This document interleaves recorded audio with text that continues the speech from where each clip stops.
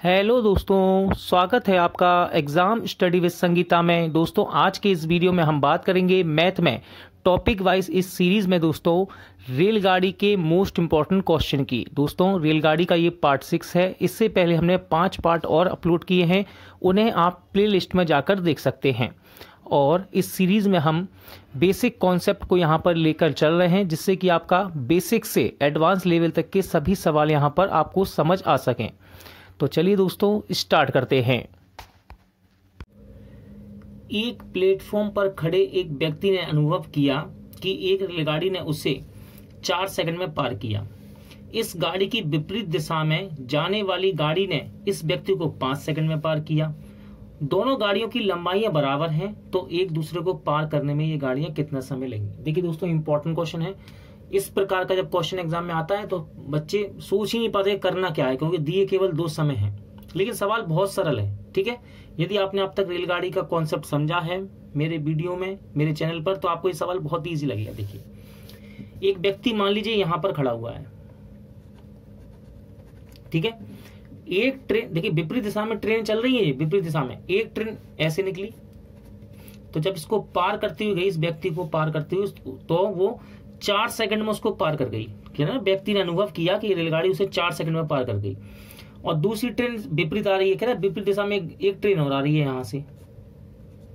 इसको जब इस ट्रेन ने इसको पार किया तो उसने महसूस किया, उसको 5 सेकंड में पार कर गई। और कह रहा दोनों गाड़ियों की लंबाई बराबर है। मान लीजिए मैं गाड़ी की लंबाई मान लेता हूं x, माना गाड़ी की लंबाई x है। ठीक है, क्योंकि वो कह रहा है दोनों गाड़ियों की लंबाई बराबर है, तो मैंने x मान ली। अब देखिए यहां से मैं दोनों की चाल निकाल सकता हूं, तो निकालेंगे हम पहली गाड़ी की चाल। पहली गाड़ी की चाल, ठीक है। देखिए चाल बराबर क्या होता है, दूरी बटे समय। तो दूरी में आप लंबाई, इस ट्रेन की लंबाई को दूरी की तरह कंसीडर कर सकते हैं। ठीक है, इस लंबाई को हम दूरी की तरह देखेंगे। तो चाल बराबर क्या होता है, दूरी बटे समय। दूरी क्या हो गई, x। और देखिए कितना समय लग रहा है, प्लेटफॉर्म पर खड़े एक व्यक्ति ने अनुभव किया एक रेलगाड़ी ने उसे 4 सेकंड में पार कर लिया। पहले वाले की आ गई चाल कितनी, x/4। अब दूसरी ट्रेन यहां से आई, उसकी भी लंबाई कितनी है, x है, क्योंकि बराबर है ना। और इस व्यक्ति को उसने 5 सेकंड में पार करके चली गई वो। तो दूसरी गाड़ी की चाल निकाल लेंगे हम। दूसरी गाड़ी की चाल बराबर क्या होता है, दूरी बटे समय। तो देखिए लंबाई को आप दूरी की तरह कंसीडर करेंगे यहाँ पर। ठीक है, चाल बराबर दूरी बटे समय। दूरी कितनी है, x। समय कितना लग रहा है, 5 सेकंड का। उसको वो 5 सेकंड में पार कर गई। दोनों चालें आ गई हमारे पास, पहली गाड़ी की चाल, दूसरी गाड़ी की चाल। अब ध्यान से देखिए, ये ट्रेन है विपरीत दिशा में है। ठीक है, कॉन्सेप्ट क्या कहता है, जब ट्रेन विपरीत दिशा में हो तो चाल क्या होती है, विपरीत दिशा में चाल क्या होती है, हमेशा जुड़ती है। तो चालें क्या होंगी, हमेशा जुड़ेंगी। विपरीत दिशा में चाल क्या होगी, हमेशा जुड़ेगी। ये विपरीत है ना, विपरीत दिशा में चल रही ट्रेन है, तो चाल हमेशा जुड़ेगी। तो चाल को हम जोड़ लेंगे। देखिए इसको बोलेंगे सापेक्ष चाल, या फिर कुल चाल कह सकते हैं आप, सापेक्ष चाल कहेंगे हम। सापेक्ष चाल क्या होगी, x/4 प्लस x/5। ठीक है, x/4 x + 5। देखिए 20 आ गया एलसीएम। ठीक है, 4 पंजे 5x और 5 चौके यहाँ 4x।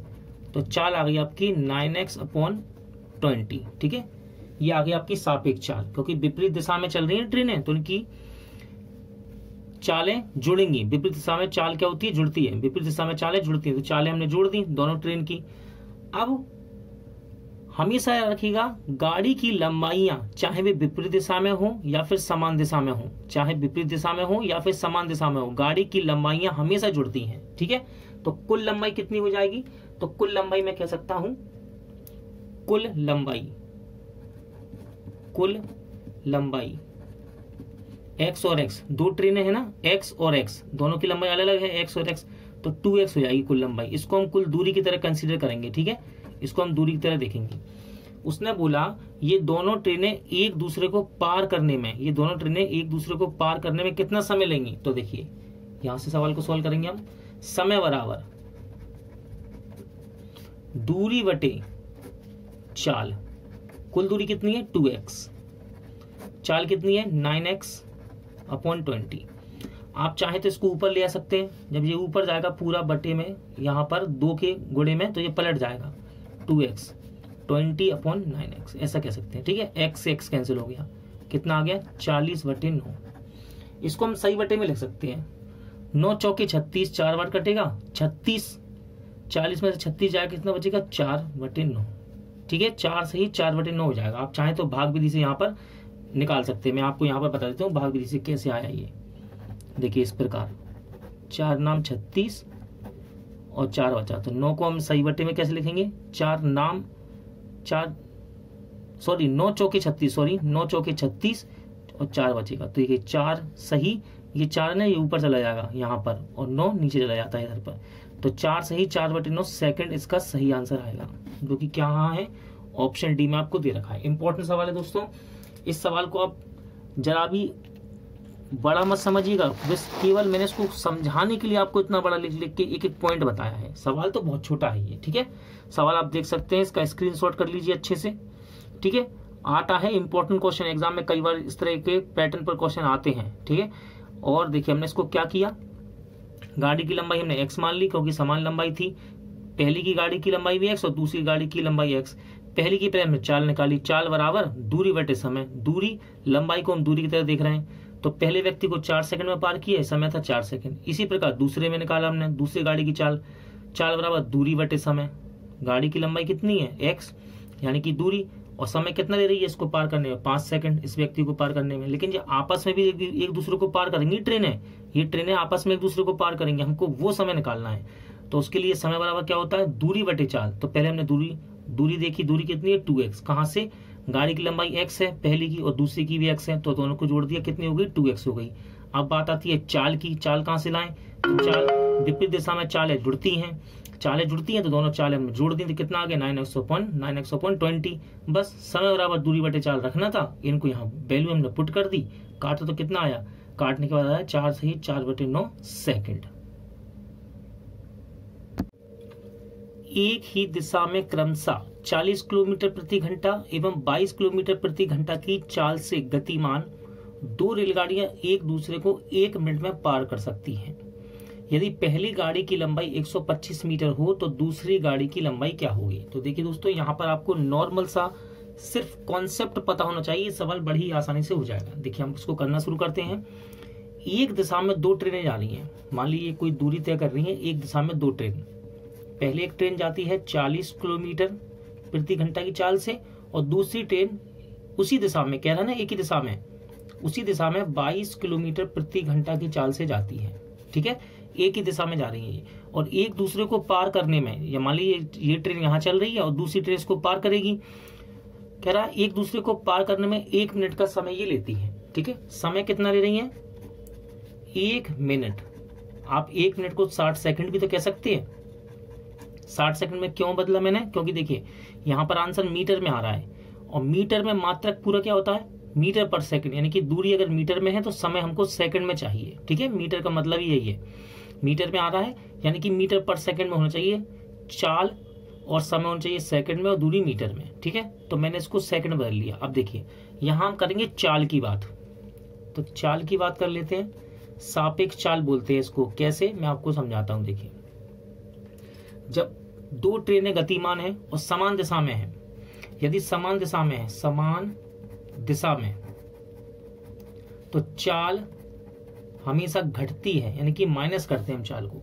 ठीक है, यदि समान दिशा में 2 ट्रेनें जा रही हैं तो उनकी चाल को हम क्या कहते हैं, और दोनों गतिमान स्थिति में तो सापेक्ष चाल बोलेंगे उसको। ठीक है, सापेक्ष चाल, समान दिशा में है तो चालें घटेंगी, तो 40 में से 22 जाएगा तो कितना बचेगा 18 किलोमीटर प्रति घंटा, क्योंकि ये किलोमीटर प्रति घंटा में दिए।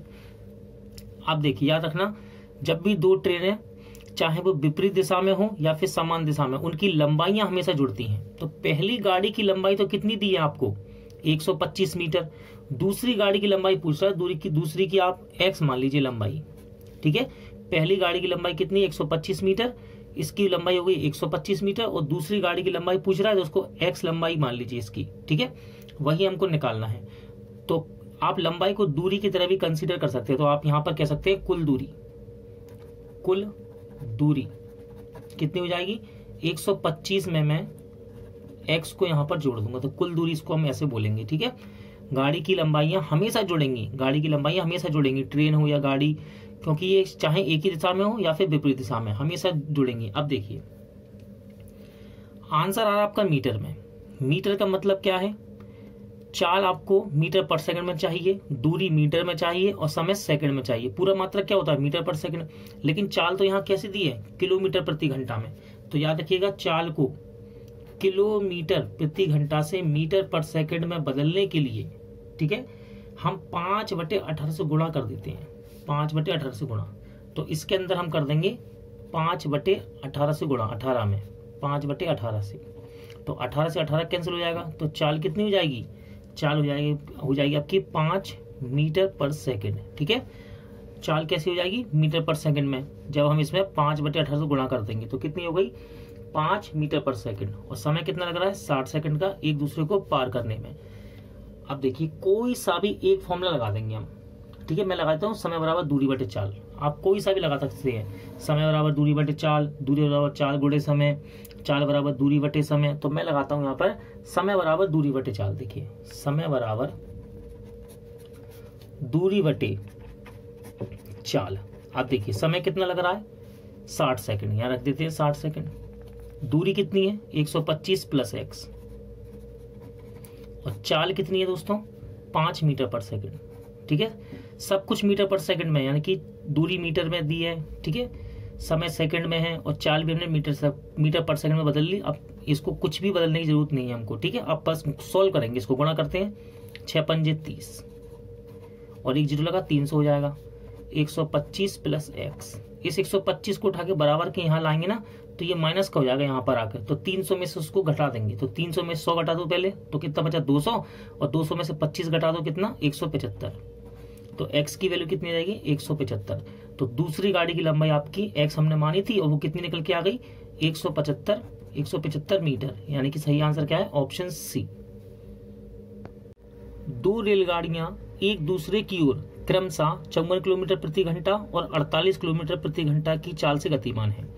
यदि पहली गाड़ी की लंबाई 250 मीटर हो और वे एक दूसरे को पार करने में 18 सेकंड का समय लें, तो दूसरी गाड़ी की लंबाई क्या होगी। तो देखिए दोस्तों, एक छोटा सा डायग्राम बनाऊंगा और आपको यहाँ पर आसानी से सवाल को मैं समझा सकता हूँ। देखिए एक ट्रेन यहाँ से जा रही है जिसकी चाल कितनी है, 54 किलोमीटर प्रति घंटा।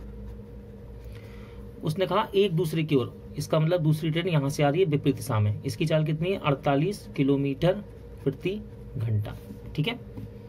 इनके बीच में कुछ ना कुछ दूरी होगी, ठीक है। एक ट्रेन आ रही है 54 किलोमीटर प्रति घंटा की चाल से, और दूसरी ट्रेन यहाँ से आ रही है 48 किलोमीटर प्रति घंटा की चाल से। पहली गाड़ी की लंबाई दी है आपको, पहली गाड़ी की लंबाई कितनी दी है, 250 मीटर।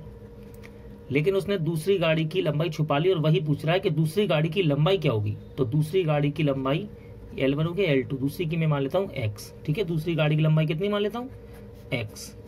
देखिए पहले हम यहाँ पर देखेंगे कि ये एक दूसरे को पार करने में कितना समय ले रही हैं। तो एक दूसरे को पार करने में ये समय ले रही है दोस्तों 18 सेकंड। यहाँ टाइम कितना दिया है, 18 सेकंड एक दूसरे को पार करने में। याद रखिएगा, जब भी दो ट्रेन एक दूसरे को पार करें या फिर एक ही दिशा में जाएं, उनकी लंबाई हमेशा जुड़ती है, उनकी लंबाई हमेशा जुड़ती है। तो हम इस लंबाई को दूरी की तरह कंसिडर करेंगे। तो मैं कह सकता हूँ दूरी कितनी हो जाएगी, यहाँ पर कुल 250 प्लस में x, ये कुल दूरी हो गई, है ना। ट्रेन की लंबाई हमेशा जुड़ेगी, चाहे वे विपरीत दिशा में हो चाहे समान दिशा में या फिर एक ही दिशा में, हमेशा दूरी जुड़ेगी। और समय कितना ले रही है एक दूसरे को पार करने में, 18 सेकंड। अब बात करेंगे चाल की। चाल का कॉन्सेप्ट क्या है, रेलगाड़ी में चाल का कॉन्सेप्ट ये है दोस्तों कि जब विपरीत दिशा में हो तो चाल हमेशा जुड़ती है, ठीक है। विपरीत दिशा में हो तो चाल हमेशा जुड़ेगी। तो विपरीत दिशा में तो है ये, तो हम इस चाल को जोड़ देंगे, और दोनों गतिमान है तो इस चाल को बोलेंगे सापेक्ष चाल। सापेक्ष चाल कितनी आ जाएगी, 54 और 48, 8 4 12, 102 किलोमीटर प्रति घंटा। आप जरा ध्यान से देखिए, सवाल हमारा बस ये तो मैंने आपको समझाया है, एक एक चीज लिख दी यहाँ पर, बस फॉर्मूला लगाएंगे और आंसर आ जाएगा। आंसर देखिए मीटर में आ रहा है। मीटर का मतलब क्या होता है, दूरी मीटर में हो और समय के साथ सेकंड में, क्योंकि पूरा मात्रा क्या होता है, मीटर पर सेकंड, ठीक है। मीटर पर सेकंड होता है, तो समय तो सेकंड में है, दूरी मीटर में देखिए 250 मीटर दूरी मीटर में, लेकिन चाल किलोमीटर प्रति घंटा में दे रखी है आपको, तो इस चाल को अपन मीटर पर सेकंड में चेंज कर लेंगे। ठीक है, कॉन्सेप्ट क्या होता है, जब हम किलोमीटर प्रति घंटा से चाल को मीटर पर सेकंड में यदि बदलना हो तो हम क्या करते हैं दोस्तों, 5/18 से गुणा कर देते हैं। क्या करते हैं, 5/18 से गुणा कर देते हैं। ठीक है, किलोमीटर प्रति घंटा को मीटर पर सेकंड में चेंज करने के लिए 5/18 से गुणा कर देते हैं चाल में। तो ये कितनी, 102। इसको देखो मैं 102 में गुणा कर दूंगा 5/18 का। ठीक है, चलिए इसको छोटा कर लेते हैं, 6 के पार से कर सकता है, 6 3 18, 6 एकम 6, 6 7 42। ठीक है, 17 का गुणा 5 में कर देंगे, कितना आ जाएगा, 17 पंजे 85 बटे में 3। ठीक है, 17 पंजे 85 बटे में 3, तो ये चाल आ गई आपकी 85/3 मीटर पर सेकंड में। आप देखिए सब कुछ समय सेकंड में है, दूरी भी मीटर में है और चाल भी हमने मीटर पर सेकंड में कर ली, एक ही राशि में बदल लिया। अब कोई सा भी एक फॉर्मूला लगा देंगे यहाँ पर हम, चाहे चाल बराबर दूरी बटे समय, चाहे दूरी बराबर चाल गुणे समय, या फिर समय बराबर दूरी बटे चाल, जो भी आपको अच्छा लगे आप लगा सकते हैं। ठीक है, तो मैं यहाँ पर लगाऊंगा दोस्तों चाल बराबर दूरी बटे समय। ठीक है, तो हम लगाएंगे चाल बराबर दूरी बटे समय। अब देखिए चाल कितनी है, 85/3 रख दीजिए, 85/3। ये सब तो देखिए कॉन्सेप्ट है, आपको समझाने के लिए यहाँ मैंने लिखा है, सवाल तो मेन यहीं से शुरू हो रहा है, ये तो आपको समझाने के लिए मैंने बनाया है, सवाल यहाँ से शुरू हो रहा है। तो चाल बराबर दूरी बटे समय होता है, चाल कितनी है 85/3। अब देखिए दूरी कितनी है 250 प्लस x, और समय कितना लग रहा है 18 सेकंड का समय लग रहा है एक दूसरे को पार करने में, तो 18 नीचे।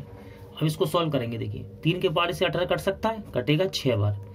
अब 6 का हो जाएगा क्रॉस गुणा यहाँ पर 85 में, तो 6 पंजे 30, यहाँ से लगी 3, 6 8 48, 48 में 3 जोड़े 51, यानी कि 510 आ गया ये। और बराबर में क्या रहेगा 250 प्लस में x। ठीक है, 250 को जब हम 250 को जब हम बराबर की इस तरफ ले जाएंगे तो ये प्लस का यहाँ पर आके माइनस का हो जाएगा, यानी कि इसमें से घट जाएगा।